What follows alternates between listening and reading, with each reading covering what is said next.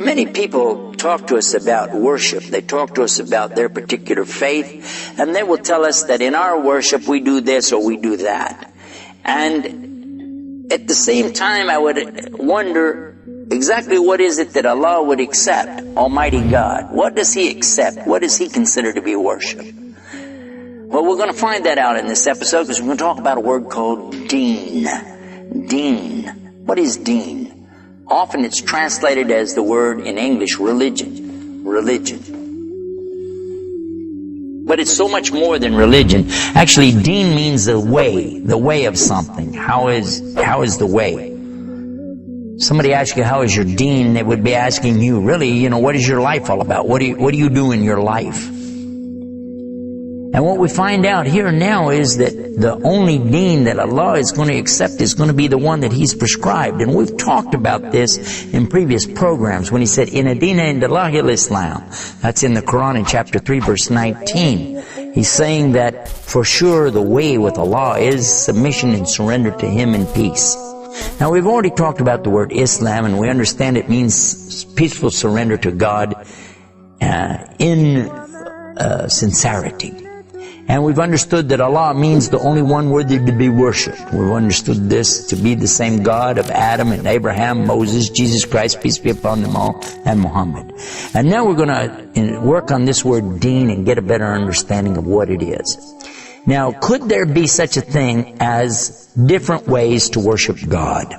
Al-ibadah is a comprehensive term for everything which Allah subhanahu wa ta'ala loves and is pleased with, whether it is speech and actions, whether it is inwardly, بالقلب يعني, or outwardly.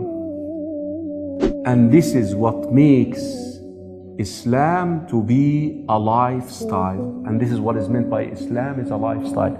Every single thing that you do can be ibadah. There are two main categories of ibadah. عبادة محضة وغير محضة. Ritualistic from the get-go. في أصل مشروعيتها عبادة. زي إيه؟ الصلاة. الصلاة is عبادة. زكاة, حج, fasting, صدقة. It is from the get-go, the evidence was established that this is an act of worship. Praying 5 times, أقيموا الصلاة وآتوا الزكاة, عبادة, مشروعة. So ritualistic from the beginning. The other type is non-ritualistic, but things which you do. If you formulate an intention, you turn it into ibadah. Like sleeping, eating, working. If you add an intention to these acts, it turns into ibadah. It's not within the act, it's added to the act. So did we understand the categorization of ibadah here? Ritualistic from the get-go.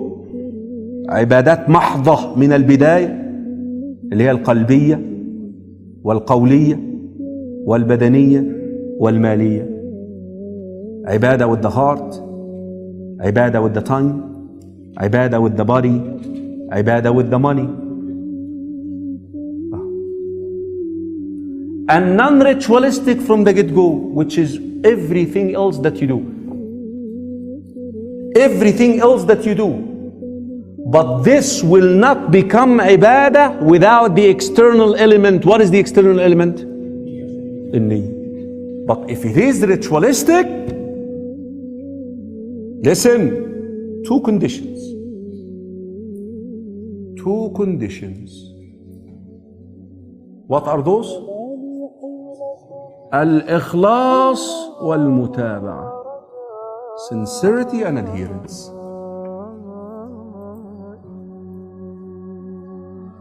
You must do it sincerely for Allah subhanahu wa ta'ala, and you must do it the way the Messenger sallallahu alayhi wa sallam did it.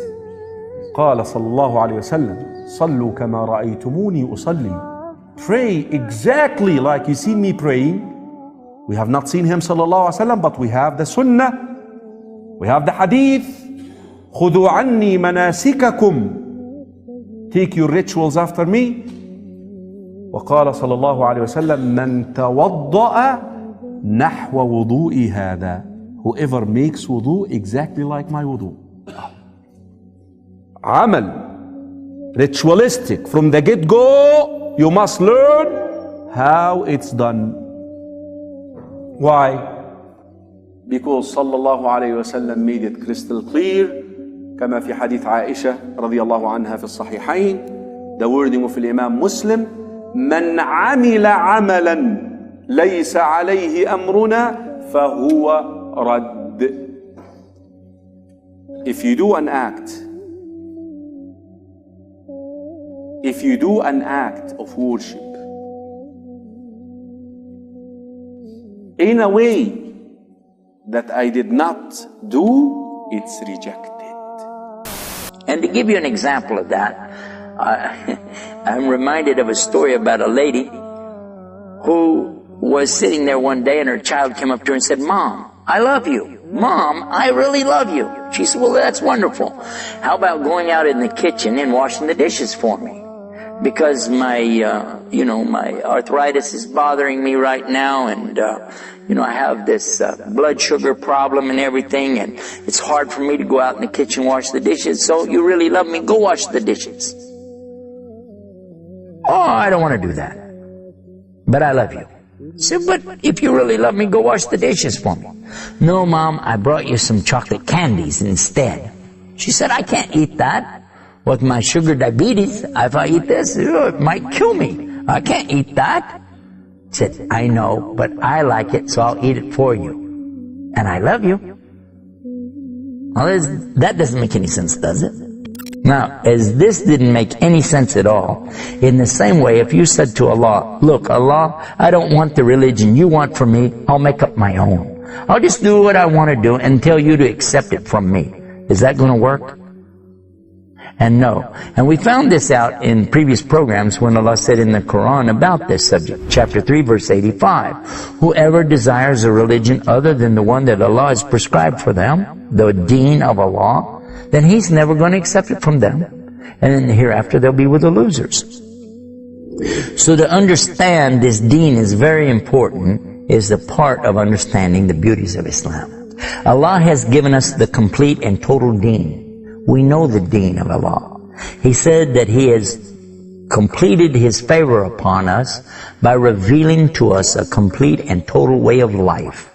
And that way of life is Islam, the submission and surrender to Him in sincerity.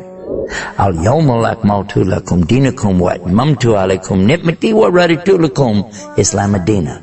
And this is what we understand from those words, what I just said to you. Doing what He wants you to do His way. This means you could neither add to nor take away from this deen and still be successful. The only way to be successful is to learn and understand this deen and then apply it to the best of your ability. Now what would happen though if somebody said, well, yeah, that's all well and good. We have the Quran. We have the teachings of Muhammad. They're very nice. It's good. You pray 5 times a day, and you give charity, and you fast Ramadan, and you have something called Hajj, pilgrimage. That's all well and good. But still, I think we need something else. I think, maybe, or I want to do it another way. I think, let us make some alterations, add some stuff to it. And what would happen? Now we want to talk about that a little bit. The Prophet Muhammad, peace be upon him, is the exact living representation of what Islam is supposed to be all about. What he did, how he did it, his life is the example for us, the Muslims. So we've talked about this in detail in other programs, but I want to refer to that because we are talking about the Quran and the Sunnah. Those two things are very vital to understand what I'm going to explain next. There's a saying in Islam about innovations, those things which are newly invented matters. And Well, I will agree with you that as time progresses, we discover new things, and some things are very important and vital, actually, to our lives to incorporate these new things we discover. For instance, in my case, I enjoy something called a microwave oven. You know why? That's how I heat up my coffee. We also enjoy traveling in airplanes and trains and automobiles. So these are innovations that are very necessary for us, and we enjoy them very much. I would hate to think that we'd still have to travel on camels and have to build a huge fire just to warm up some tea. At the same time, though, if we said we need to change our religion, incorporate things into it that didn't used to be there, or take things out of it, this would be a pretty amazing thing to consider. Especially in lieu of the fact that Allah has revealed the verse that I just recited to you, when Allah said that He has conferred upon us His biggest favor by revealing a total deen for us. And this deen doesn't need anybody to change it, because if they do, then they're not accepting the one that He sent. And He said He perfected it. So it's perfected on that day. Al-yawma akmaltu lakum dinakum wa atmamtu alaykum ni'mati wa raditu lakum Islam ad-dina. This is clear. And nobody should add to or take away from this. Because if they do, what would happen? It wouldn't be the same deen anymore. Suppose somebody said to you, okay, look, I got an idea. Why don't we just pray 3 times a day? It'd be a lot easier for us. And why don't we just pray all together, combine everything and make it real easy.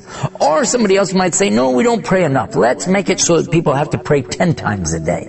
Or once every hour, 24 hours a day. Get up in the night and you have to wake up every hour on the hour and do that. That sounds very religious. Like maybe a monk or something. Then somebody else might say, well, what about this fasting all the time? Let's just do 15 days. Or somebody will say, let's fast 2 months out of the year. And somebody else could say, why should we go all the way to Mecca to make our pilgrimage? Why don't we just make one of the pilgrimages to Disneyland? That'd be nice and a lot of fun for the kids too. Or, hey, you know what? There's a real religious guy over here. Really nice guy. We really love him so much. He died, and there's his grave. Instead of going all the way to Mecca, we just go to this guy's grave and walk around there 7 times instead of going to Mecca. And call that, a pilgrimage for us. What about that idea? Each and every one of these things may have an attraction for some people, and it may sound like it's a benefit. But remember what Allah said in the Quran. If anybody seeks after a deen other than the deen that He has revealed, he's not going to accept it. And in the hereafter, they're going to be with the losers. He said His deen is complete. So did you understand what this means? This means that it doesn't need you or I to add to or take away from it. Allah is not asking me to make up a religion. He's not asking me to make up a God. In fact, He's only asked me to do one thing, worship Him on His terms. Listen carefully. وَمَا خَلَقْتُ الْجِنَّ وَالْإِنسَ إِلَّا لِيَعْبُدُونِ. He says that He's only created the jinn and human beings for the purpose to make ibadah, worship to Him. Worship is for Him. In fact, ibadah is a word in Arabic that's similar to the word slavery. To be a servant to Him, serving Him on His terms. Could you imagine a servant or a slave going up to the master and saying something like, hey, you know what? You don't get your tea this morning. You're going to get it tonight. Take it or leave it. How far would that go? And you and I both know that would be a big problem. In the same way, if anybody tries to make up a religion other than the one that Allah revealed, Allah's not going to accept it. And in the hereafter, they'll be with the losers. So that's the importance of knowing this beauty of Islam, the deen of Islam itself. In fact, the word deen is synonymous with the word Islam.